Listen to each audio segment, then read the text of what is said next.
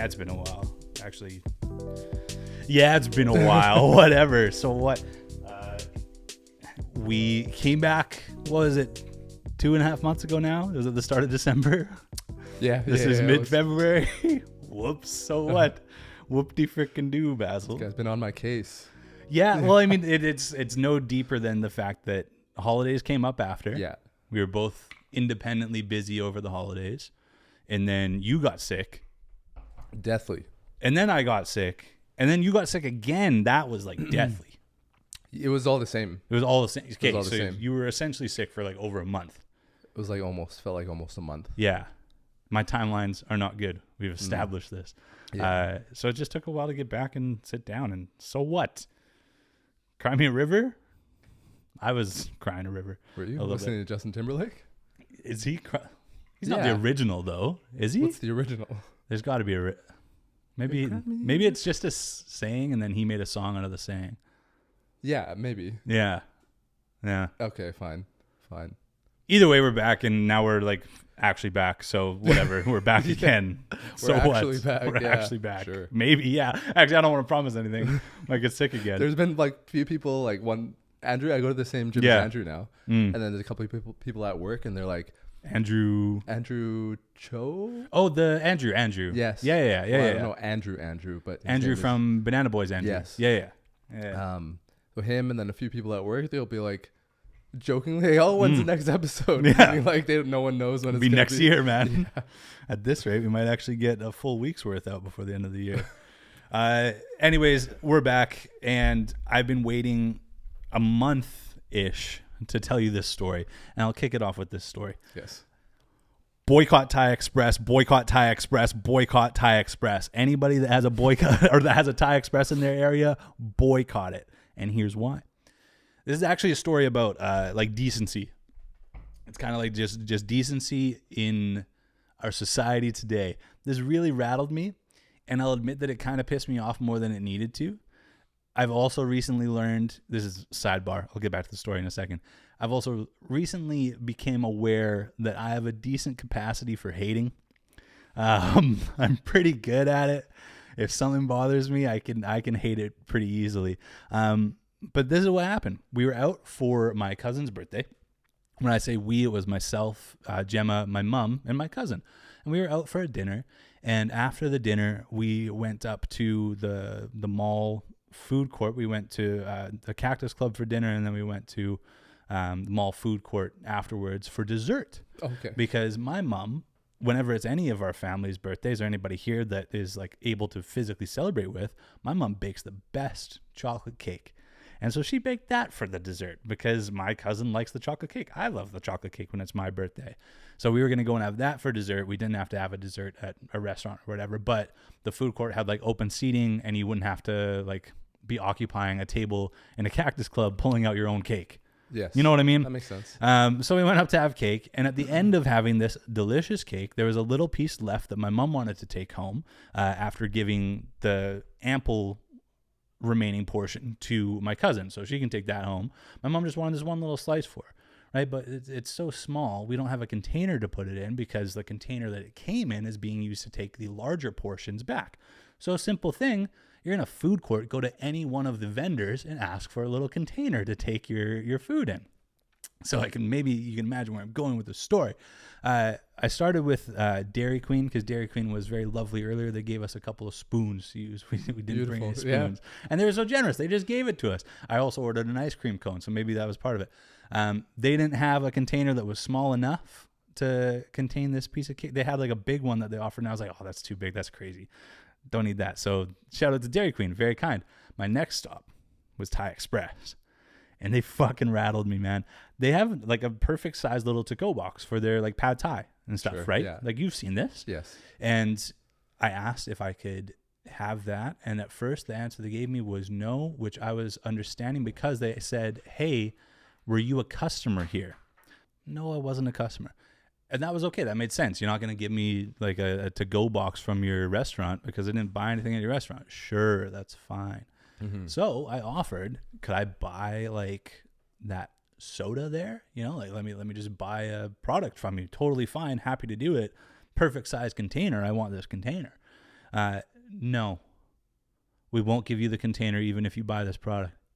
And that fucking, I didn't say anything. I just said, okay. And I left. But man, inside that was fucking eating away at me. First of all, it's just a container. It's probably like less than 20 cents on their bottom line. Absolutely. Maybe they're struggling. I don't know. But it's like probably less than 20 cents. So you could even just give it away.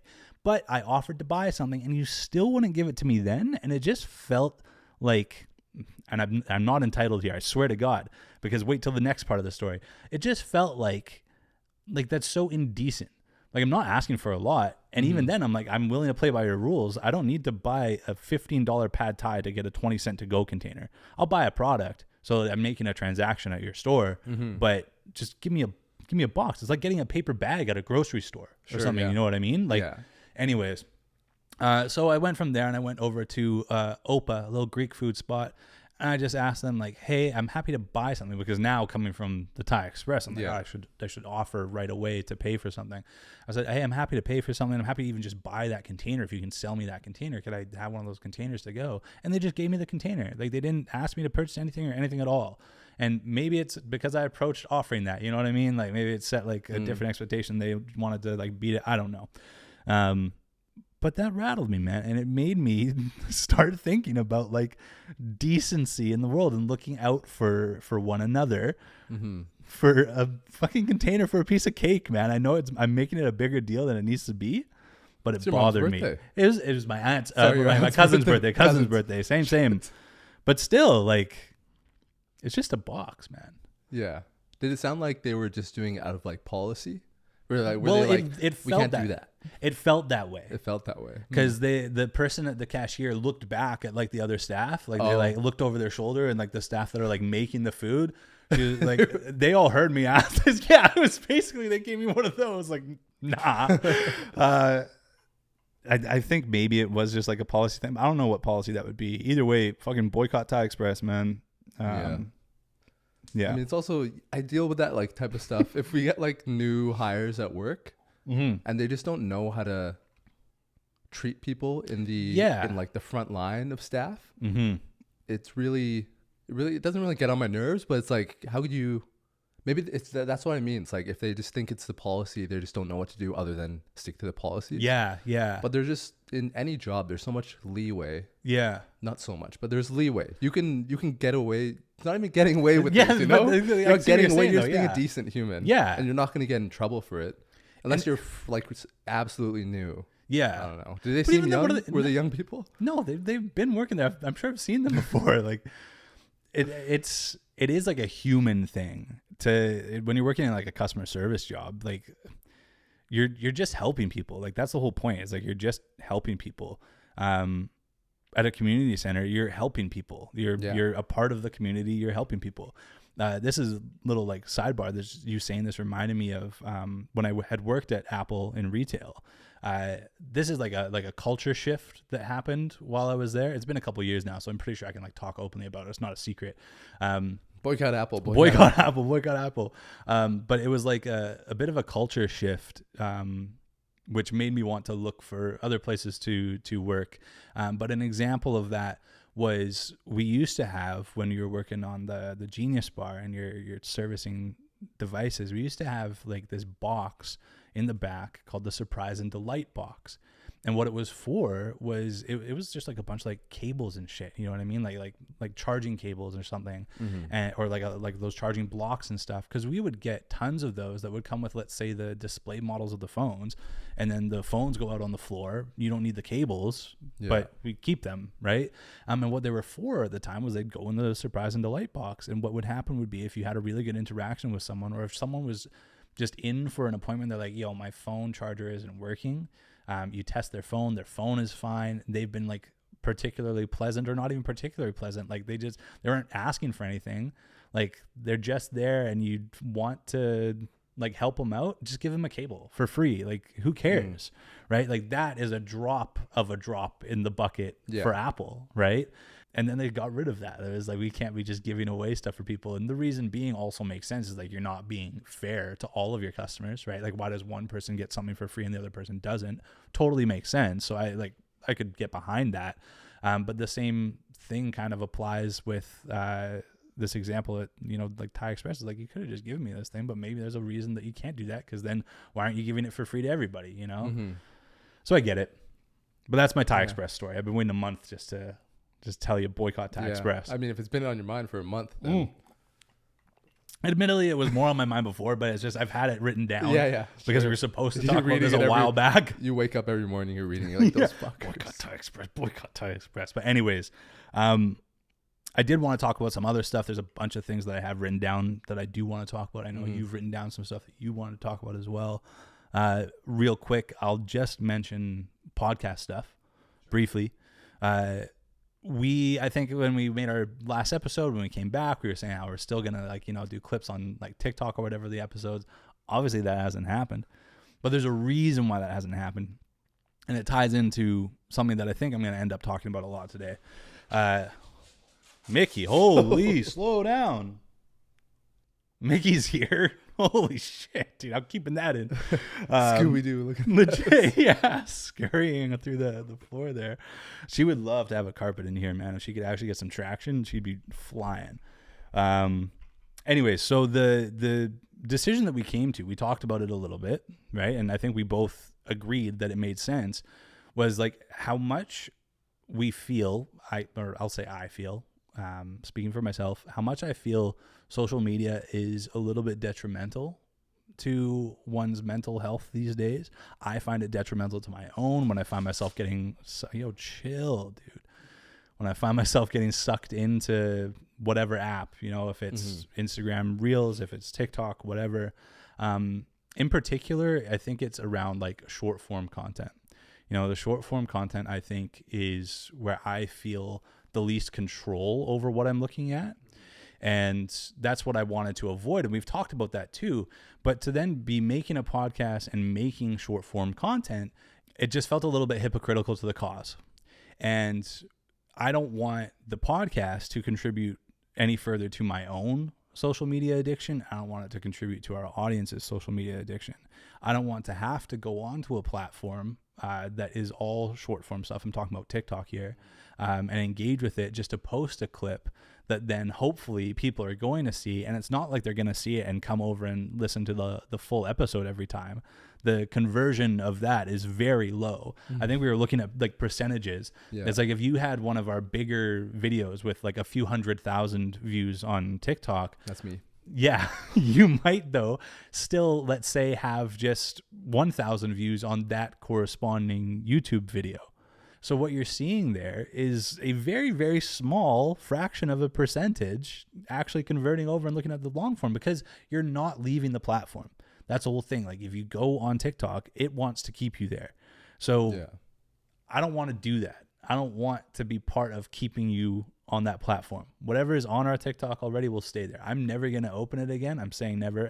I'm probably never. I'm never going to open it again. I don't need to open it again. It'll just exist. It was a period of time for On Your Mental. You know what I mean? Yeah.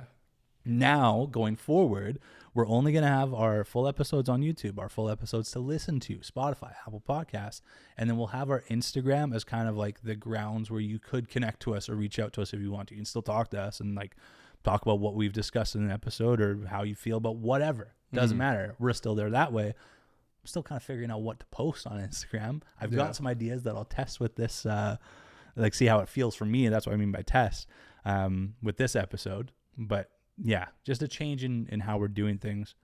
It all came about at the start of the year when I decided I didn't want to have any social media on my phone anymore. My phone has been only used for communication and work since the start of the year, and it feels good. I'm down to, I wanted to show you this. Look at my screen time. 1 hour and 47 minutes is my average. Let's see yours. Let's see yours. Mine's been pretty rough, I think. Let's see. Is this averaged out over a week? Or? This is my daily average over a week. Yeah. Okay. Yeah. And that's down 5% from last week. What is it?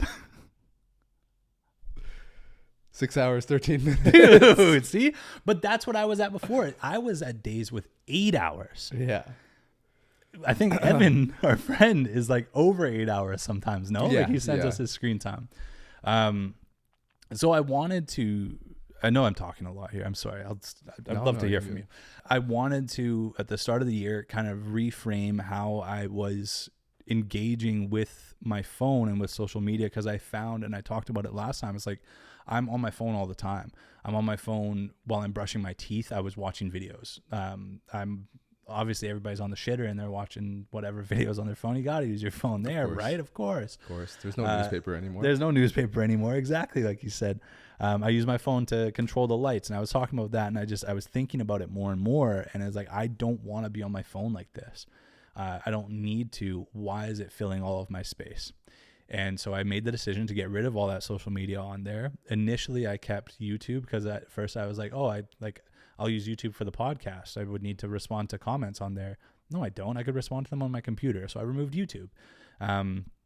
I'll admit, like, I've broken my own rules at least once or twice, but usually it's like if I go to pick up Gemma from work once in a while and she's running a little later than what I expected, then I'm killing time in the car, and I'll download then YouTube to watch a video or something like that. Yeah. But even when I'm watching stuff now, it's not short stuff. I'm trying to watch things that are long form content, and that's not super long, just something that's like at least a few minutes long. Yeah. Right. Nothing that's under a minute that would fall into that category of clips. You know, you've got YouTube shorts, you've got Instagram reels and TikTok. Like, I don't want to watch that shit because it doesn't help me in any way. I don't think it does. I don't know how you feel about it, but I don't think it helps in any way. I don't think it benefits my life to watch that stuff, to consume it. I would agree. There's like, yeah. I'm trying to think of like, when's the last time I saw something that like wasn't just like, there's sometimes I'll see quotes, but that's not like, I don't know if I'd group that in with like short just form. like a post. You mean? Yes. Yeah. No, that's fine. Yeah. That's a photograph. Yeah. I would say most short form content is like detrimental, probably to negative health. I think it is. But that's speaking to,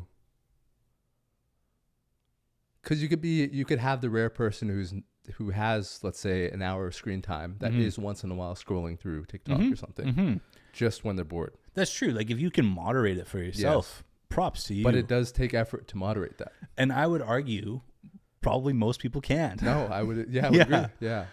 I was listening to this video, and I pulled a quote out from it. It was a longer video, not really. It was 12 minutes. It's not that long. You should listen to it. It's called Why We Can't Focus. It was by this guy. I wrote his name down here, so I want to give credit. Give me 1 second here while I open this.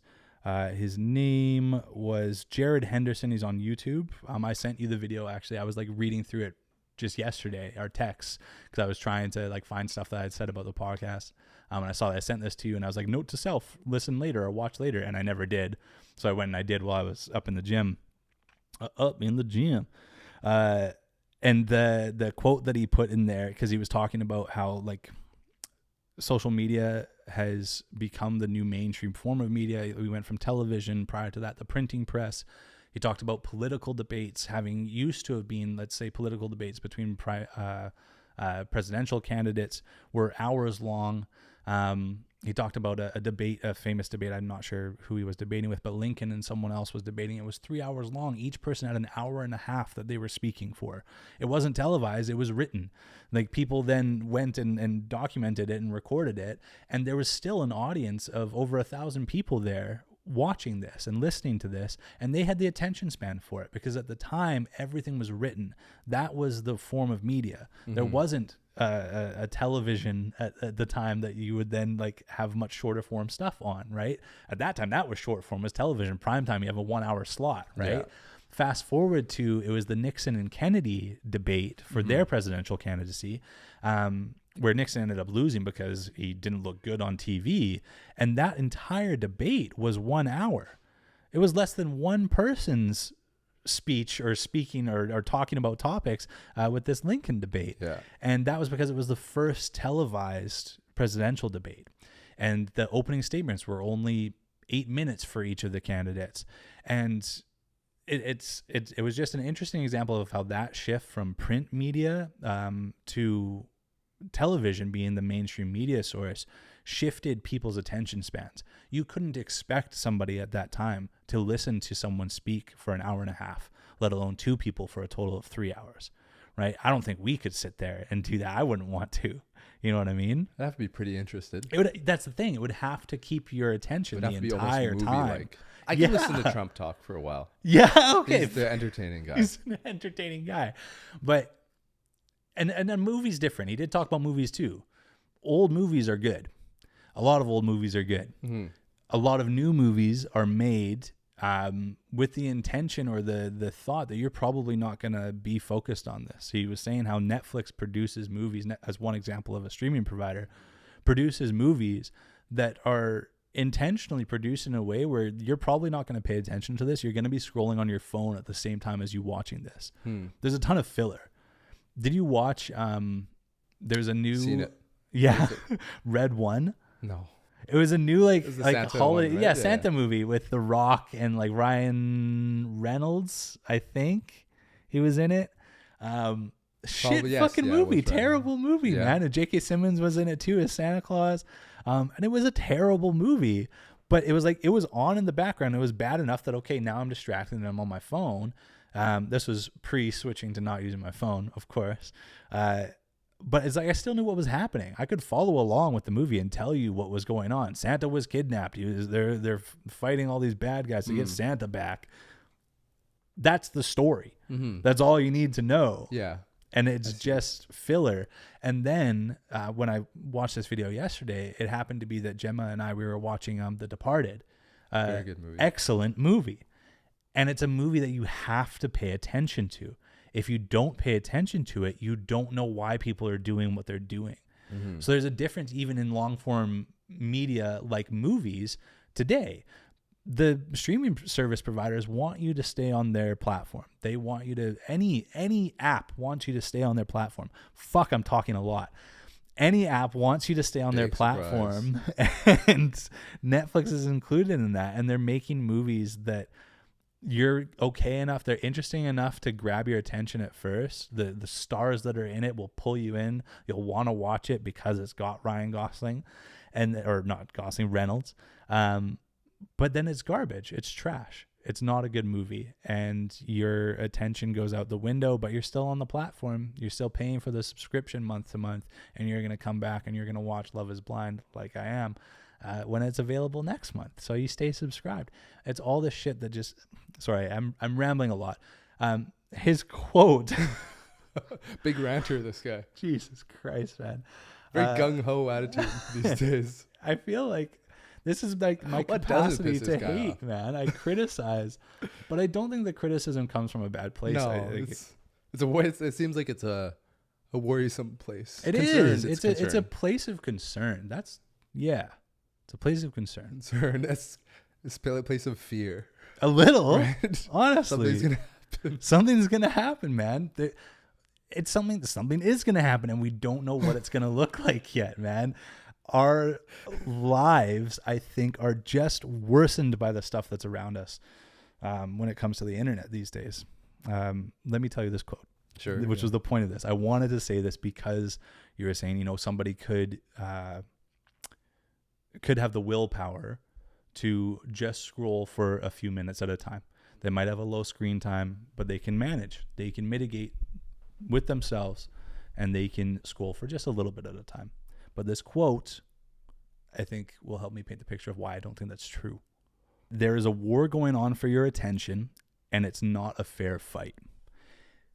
I'll let you absorb that for a moment, but I think it's very true.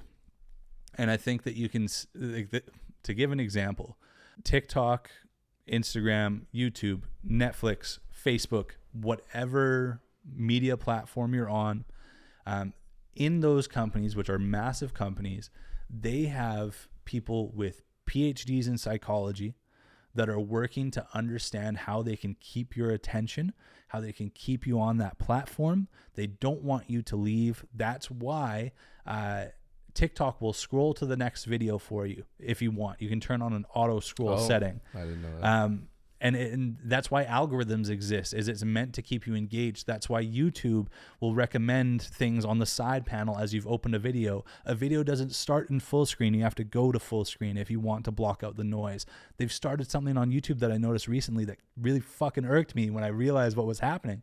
Have you noticed if you watch a YouTube video, the comment, the first previewed comment will change as it goes through the video? Have you seen that? I didn't notice that. I did not notice that. That happens. If you're watching a YouTube video, I don't know if it has to just be long enough that there's enough comments throughout the video, but comments that were made at that point of the video, like when somebody put it in, right? That first previewed comment, and it only shows one, it's just one previewed comment in that comment section, it updates, it changes.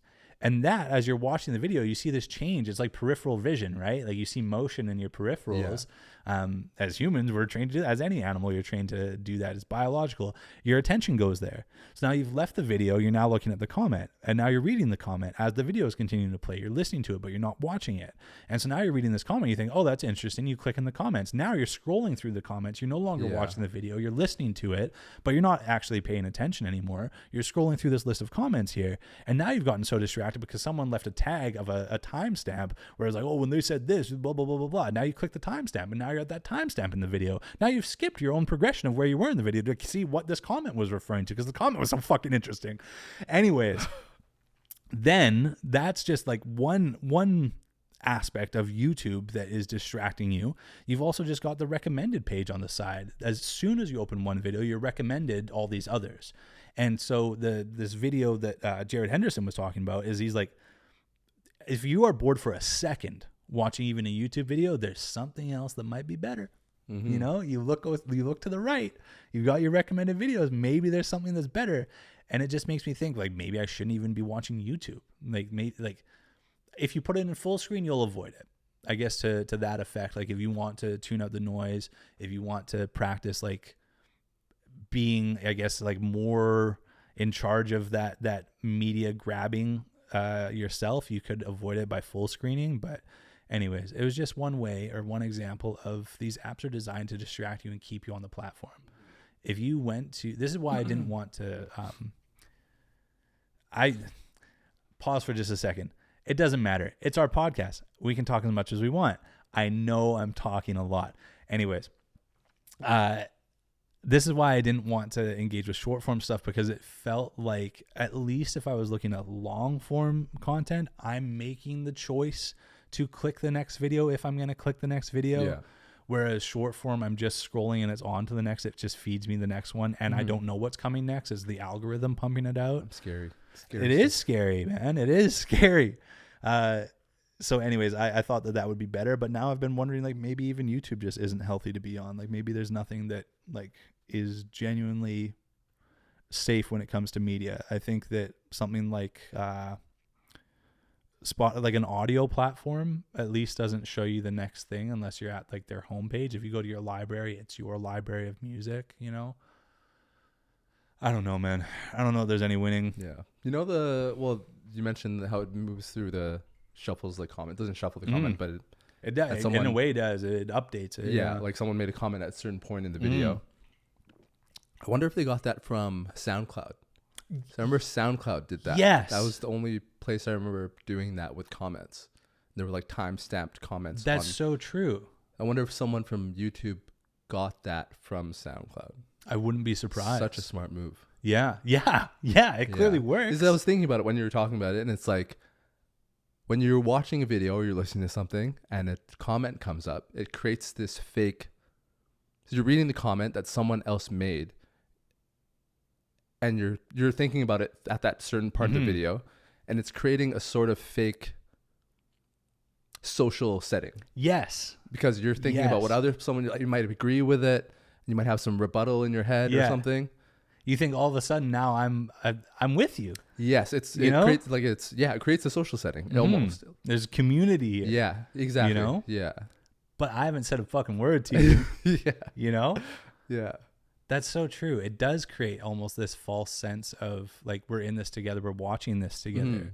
especially if it's showing it to you live, like as you're otherwise watching you're having it. to work to, well, you're just making a few clicks to go through the comments, but you're scrolling. Because it used to just be top comments, right? Yeah, like you would see things ordered in like whoever had the most likes on their comment, that would be at the top.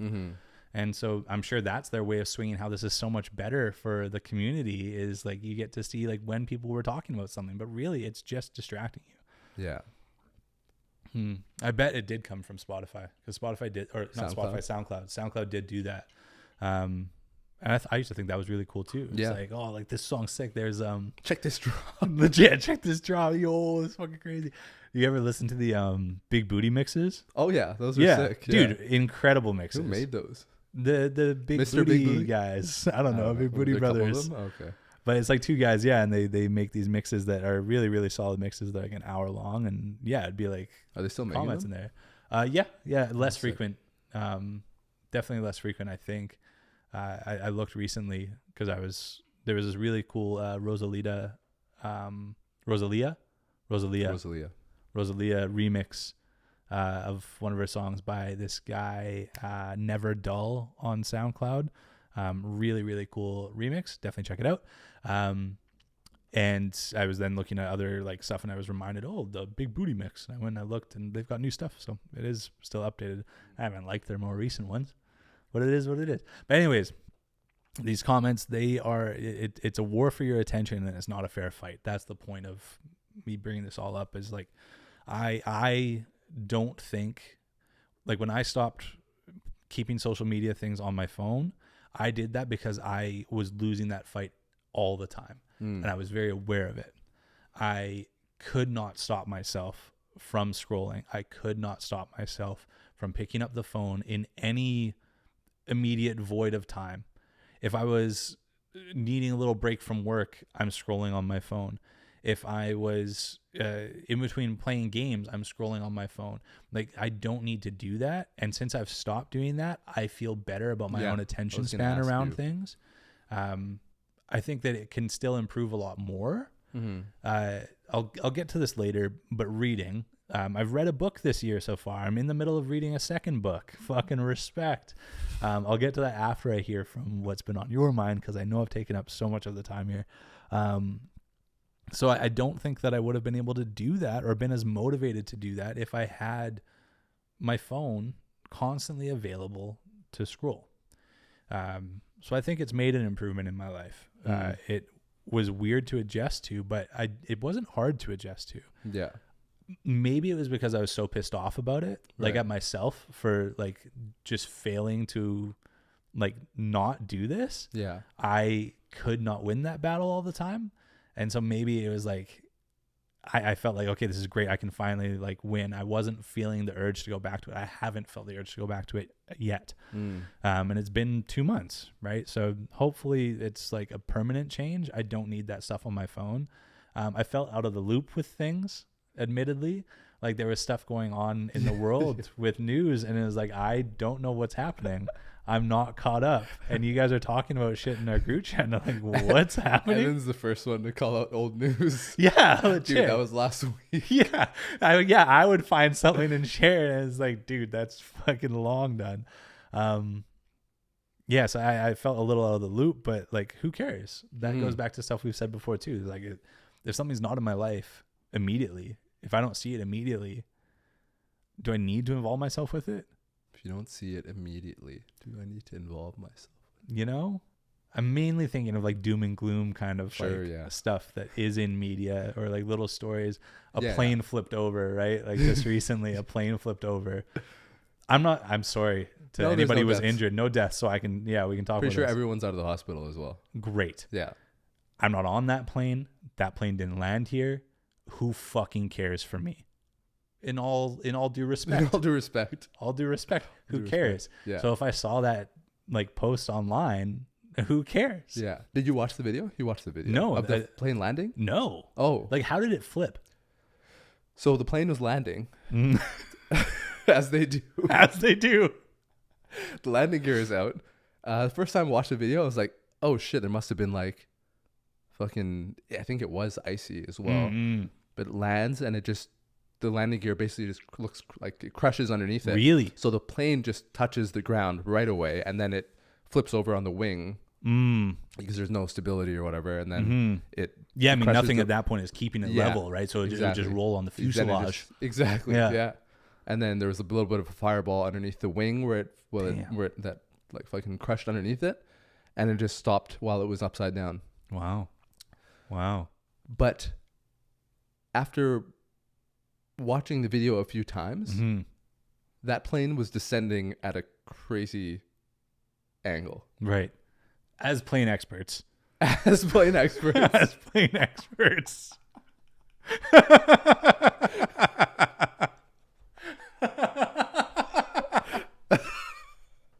That plane was descending at a crazy angle. Kabir Sandhu, everybody, local aviation expert. Search it up. Sorry. Go ahead. Holy fuck. That was it. It looked, because I was reading an article. I'm starting to sweat now. I was reading an article and they were like, oh, there might have been a problem with the landing gear, like malfunction in the landing gear. And then there was also gusty winds. How fucking gusty can the winds be? Yeah. But there was also pictures where it looks like there's a lot of ice on the ground. How are they not cleaning that up on a runway? Honestly, it should be, and they're paid to do it, man. We know that here, YVR. Yeah, but there was who knows, man. Who knows? It just didn't. The landing didn't look right. Didn't look right.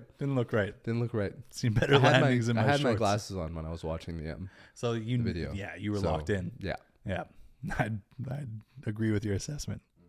Look at that video. Anyways, don't like that kind of stuff though. Not in my life. Haven't felt the need to go back to it. I have talked enough about not having short form social media. I would encourage all of you, honestly, do it. Cut that shit out, at least on your phone. Like if you want to engage with YouTube or whatever stuff, like make yourself have to go and do it. Make yourself have to give that attention to it rather than letting it take your attention. So like go on there with a purpose. Maybe, yeah. And that's the idea is like if I'm on YouTube, it's now on my computer. Like if I'm on my computer and I want to look up a YouTube video, I will. I can't look it up on my phone. Yeah. Right. I don't have the app there. I could if I go through the big browser. Screen, that's better for you. Yeah, legit. No, but at least then, and again, it's only long form. You're sounding like Evan, man. He was fucking roasting me for this shit. What difference does it make? Come over one day, sneak up on you on YouTube Shorts. I'm just scrolling through on the PC.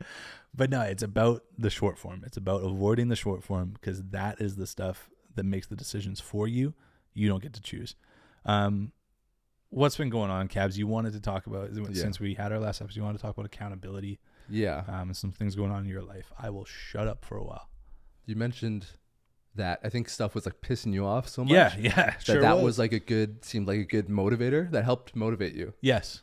I think that's a similar thing that's been happening with me to start the year. There's a lot that was going on at the start of the year. Family stuff, friend stuff. Maybe the first time in my life where I felt real regret, which is a strong thing to say. Because like you'll have I'll like say things like, oh, I wish I was more confident playing basketball. But then I go through things like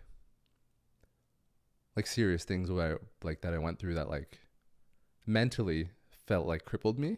And those, and like I definitely hurt people's feelings just by like actions and things like that. But those are things like I actually now realize that are real regrets. Because I think I might have burned some bridges. You think bridges are burned? I think bridges might be burned. This might be a little bit hard to follow. Yeah. There was maybe I'll give a little bit of, with also like that's the thing is like, yes, obviously I won't be respect going details, but I was going through a lot of things at the towards the end of the year and start of the year regarding friends and family, and maybe my actions were uncharacteristic of me. Of what you feel of yourself, even. Yes. Yeah. And I feel like it painted a very negative portrait of what I don't want to be. I think as I've always considered, or I've always like thought or cared a lot about what people think about me, like throughout my life.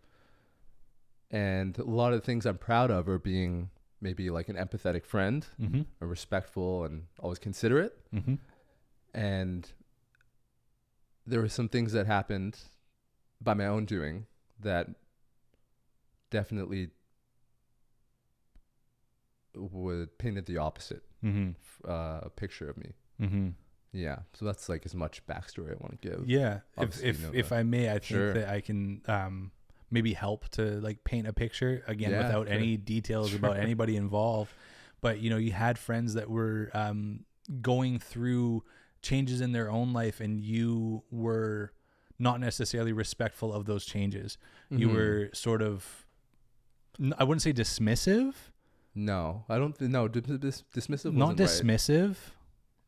And it's also like you didn't take those changes as seriously as they were or as they are. I think I was just maybe feeling, I don't know. It's hard to say. I think one of the main,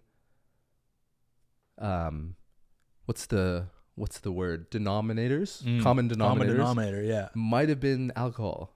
Sure. It could have been. That's like, I'm like in my mind, I try to like, whenever like there's issues that happen, I try to make sense of it all. So this might not be the actual like common denominator, but that's the only thing I can reason with at the moment. Well, I think that that's something that anybody who might, it's not struggling with substance use. No, definitely not. I wouldn't say so. No, but I think that it might be the kind of thing that makes someone question, their use of substances, in this case, alcohol. If you find alcohol to be a common denominator in moments in your life where you're not happy with yourself, maybe it's the alcohol. Yeah, maybe. And I do have like an, I don't know if I want to say issue, but like there are times when I'm drinking with friends and then I just use the excuse where like, oh, I'm like a big dude, so I can drink more. Yeah. So I will usually just drink more. And then, I don't know, it's not happened a lot, but things, I would think I was just being uncharacteristic of myself.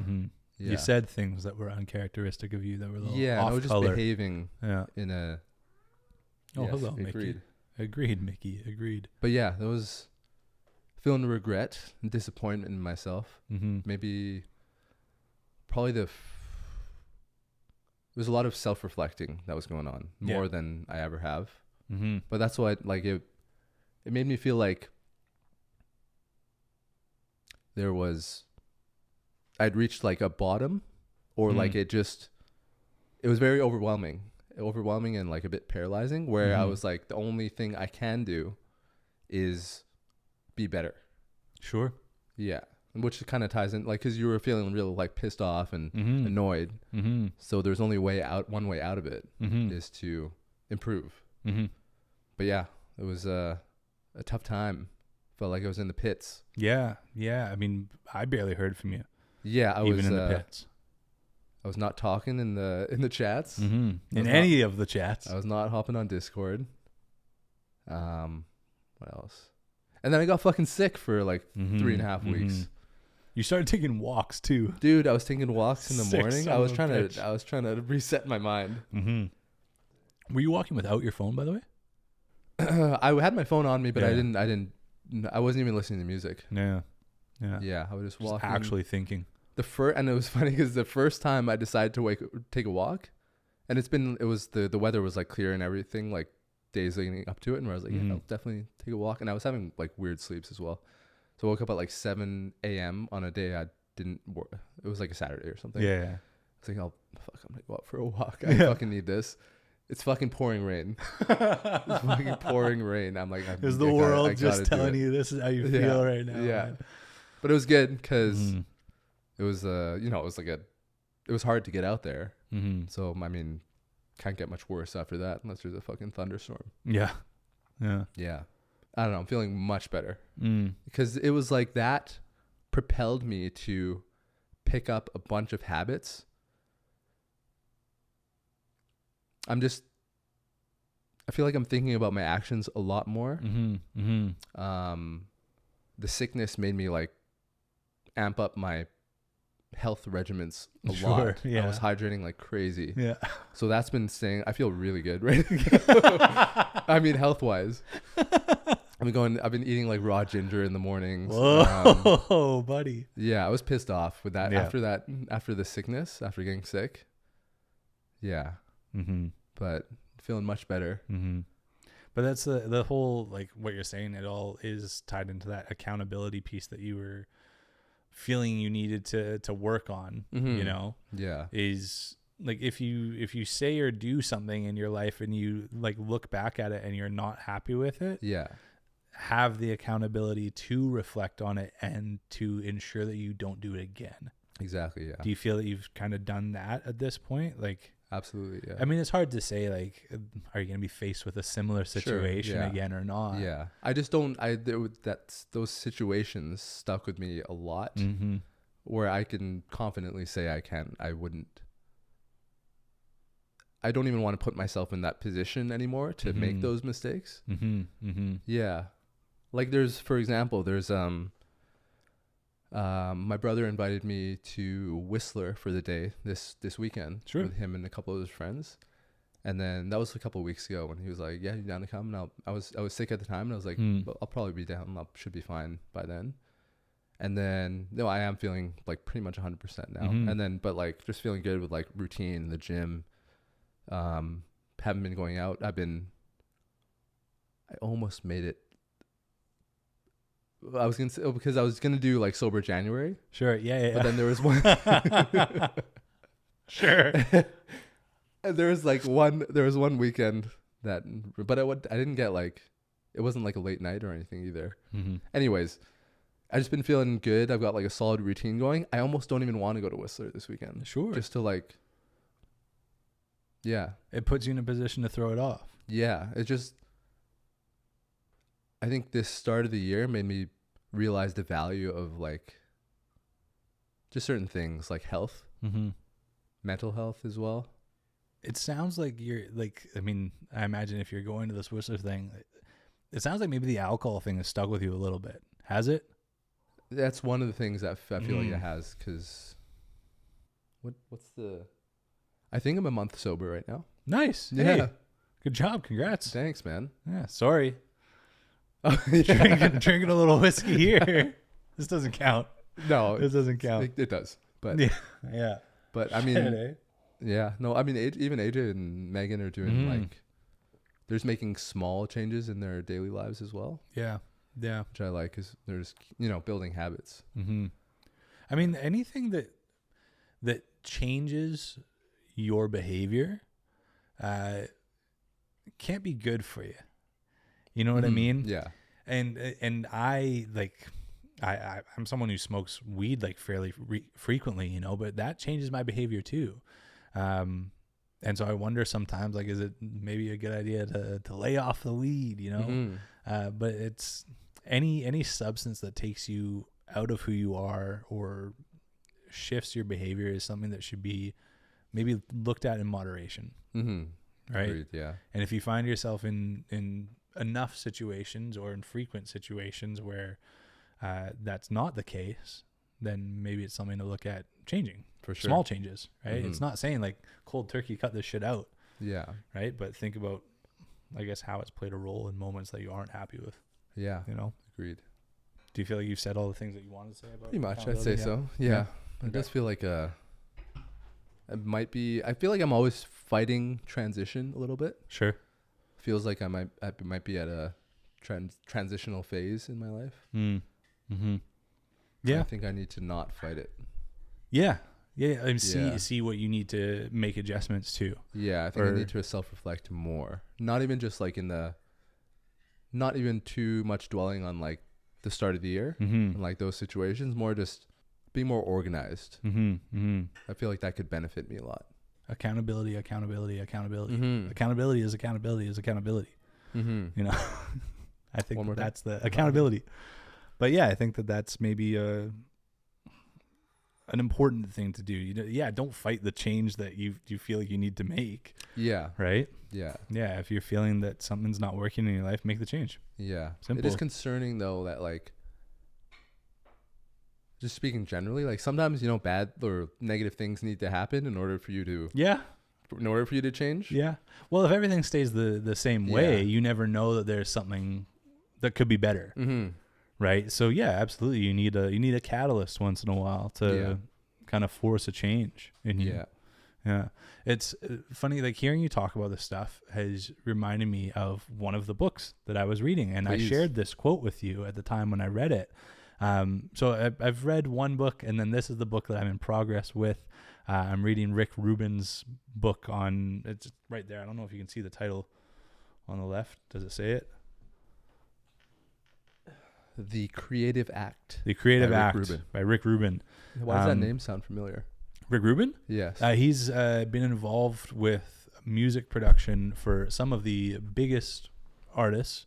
Jay-Z, Eminem, Kanye West, Frank Ocean, you name it. He's probably had some little hand in it, and they continually go back to him. He's an interesting guy in the sense that he has no musical proficiency himself.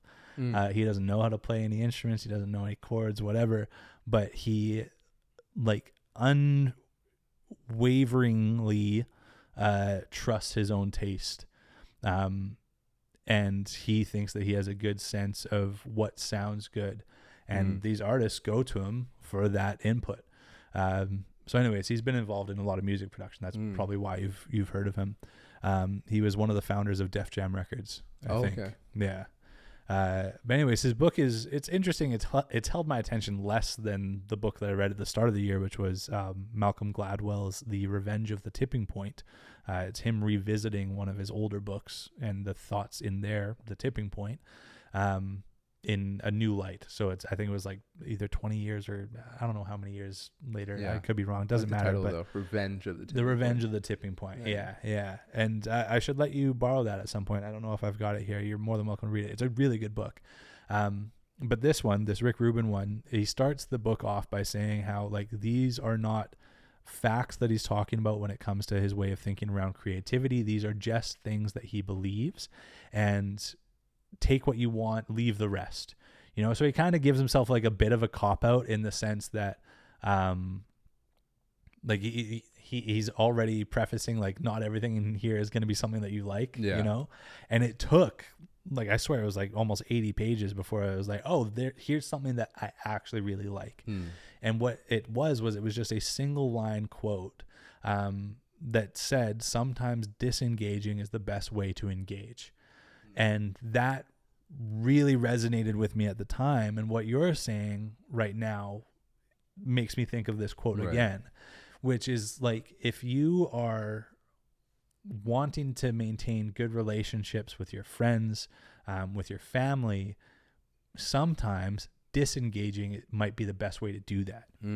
You know, disengaging to take the time to reflect and to have accountability in your own actions or things that you've said or done, and think, how can I be better, will allow you to continue to engage with those people or with your family, whatever, in the best way possible. Yeah. You know? Agree. Yeah, that resonates. Yeah. Like even in this, like, so hearing you talk about this, like this is the first time I've made that connection. But when I read that quote, that line in the book is, I was at a point where I was trying to figure out if I wanted to leave the jiu-jitsu gym I was at, which I now have left because just, and I had said it before, you know, like some skin condition stuff that I had got, just even though I wasn't getting them anymore at this point, I couldn't help but feel like I'm going to get this again. And it was like I was associating the place with that feeling, and I couldn't enjoy training anymore. So that, like, once I read that, I was like, oh, that's kind of making the decision for me. That pushed me over the edge. Whereas like the best way for me to continue to engage in jiu-jitsu in this case is to disengage. I need to stop going to this gym, and I can just switch to another gym that's closer to me, also more convenient too. So that was when that resonated with me. It made me think about my job, my old job, when I was at Apple and I was unhappy and I wanted to leave. It was like, for me to enjoy my life again, I need to disengage from this big piece of my life. Rick Rubin in the book, when he's talking about that, he's talking about it in the context of, you know, artists working on their art sometimes need to distract from it in order to be able to continue to think and create. It's kind of like writer's block. Right. You know what I mean? Yeah. Like if you're too in it, you got to leave. Yeah, that's interesting that what you're saying kind of relates to that. Yeah. You have to like, once in a while, you have to ground yourself Mm-hmm. in order to, just get back in it. Mm-hmm. Mm-hmm. Yeah. If you're tunnel visioning something, you can't see the full picture. Right. So you got, and that can be applied to many things, but in this case with you, it's like that applies to like how you see yourself, the things you do, the things you say, right? Like that can change if you take the time to look at it and reflect on it. Yeah. Right. I'll talk about one more thing. Sure. Before we kind of tie things up here and this latest episode of Ruben's Rambling. But the other book that I read, The Tipping Point, it talked about things called monocultures. In the book, there was an example about this community that was, in a way, a monoculture. It's like a bunch of people thinking in the same way, thinking and behaving in the same way. And it was this community that had a bunch of like working class affluent people. So it would be like doctors, lawyers, you know what I mean? They're still working, but they're well off. Right. So it's a lot of families that are all working class affluent. They all have their kids that are going to the same school in this community, and their kids are all excellent at academics. They're all excellent in sports or athletics. And they're all applying for the best schools. They're all applying to Ivy League schools and whatever. I mean, this was real, by the way. Like this was like a real community. I don't remember the name of it right now, but it doesn't really matter for what I'm trying to say. And everything's so peachy, everything's so perfect, you know, and the thing that they discovered or what they experienced is monocultures are very dangerous if a change is introduced. If a change is introduced to a monoculture, and that can be the same thing in nature. If you had a monoculture of like actual little bacteria, if you didn't introduce a little change, it'll fuck it up. The same thing happened in this community. One kid committed suicide. And the potential thinking around, you never know the answer to a suicide, but the potential thinking around it was all these pressures from other students, family, whatever, to perform and meet these standards of, oh, you're this great academic student, you're this great athletic student, you're going to get into this great school. One kid committed suicide. Like a week later, another did. And then it started this chain of suicides. Fucking terrifying, man. That now they had like it was many times higher than the nation average of kids committing suicide in this community. And it became almost like a thing you would expect year to year. Each graduating class, there would be multiple suicides. And the point of this monoculture that I think like ties to some of the things that we talked about today is like being around like-mindedness. And I think that happens. Like, I think that your algorithms and social media create a like-mindedness in these communities that you think that you end up being a part of is dangerous. And so the takeaway I took from that is like, do not let yourself get stuck in singular communities that all think the same way. You need to have different perspectives. If you find yourself maintaining the same beliefs and perspectives all the time, consider the risk in that. You know, it's potentially dangerous if then all of a sudden a change is forced in front of you and it's out of your control, but it's there. You can't ignore it. Now I'm talking about the suicides in this community. Right. That is going to change the way that you think, and you may not be as ready for those changes if you have maintained a monoculture in your way of thinking and your belief. And so I think that extends to, as I said just a moment ago, like social media. I think you could maybe avoid finding yourself in the same communities online all the time, following the same people and going back to the same people all the time. Try and like extend your breadth out a little bit, but the algorithm is going to fight against you. That's the war that you can't win. It's an unfair fight. Yeah. And then also think about yourself. If you are maintaining the same behaviors, the same habits and everything for long periods of time, maybe introduce a change. Because if you're introducing change, that pliability in your own brain to maintain or to handle change rather is going to improve. And so then when the unexpected comes, you're maybe better able to handle it, because it will, as it does. maybe that's what I can leave off with. Sure, yeah. Is introduce change to your life for the sake of it. Try something else. If you're finding that, and again, you might not find a problem with your life, but change something just for the sake of doing it, and see how that feels. See if that feels like it's shaking things up in a good way for you. For me, eliminating social media has been fantastic. I think it's been a really good thing in my life. And I would encourage you all to do the same, but still follow the podcast. Yeah. I got one more thing to add. Please. Someone told me recently, as they watched the last episode that we released, when I was talking about career changes that were going on in my life, they were like, you should really think about what you talk about on the podcast. They said it in like a negative way. In a negative way? They're referring to the fuck out of here. They're referring to the time where the part where I was talking about career change, and where I had where I have kind of like something lined up for like my next, like my transition to a different career, like personal training. I can kind of agree with it. They're like, you're talking too much about it. Just like it's a bad digital footprint. But fuck that. Yeah, fuck that. A digital footprint's not even a real thing. This is a men's mental health podcast. I can be excited if I want to. Yeah, for God's sake, man. So I let them have it. Yeah. not really, but I was like, give me a fucking break. Dude, a digital footprint, I get that it's a real thing. It's also not. It is a digital footprint. Who fucking cares, man? I'll say whatever I want. Yeah. Maybe. You're excited. Yeah. For God's sake. For me. Yeah. For God's sake, let me make some change in my life. You're talking about it too much. Get out of here. Don't watch don't listen to the podcast. No, I'm kidding. You can watch it. Give me a break though. Yeah. Jeez. That's crazy, man. Yeah. That's crazy. That's it. Okay. That's all. Anyways, I'm glad that we actually sat down and did this again. Yeah. It's been a while. It has been perhaps too long, but I'm not going to promise when we do it again, but hopefully more frequent, because it should be more frequent. We wanted to do it more frequent. Yeah, things got in the way. Yeah, things got in the way. So hopefully we'll be back in, I don't know, I'm not going to say any timeline, but we'll be back, and we'll talk to you all then. We'll see you when we see you. We'll see you when we see you. Peace. Good stuff, man. Holy. Okay, that's what he has. Jesus.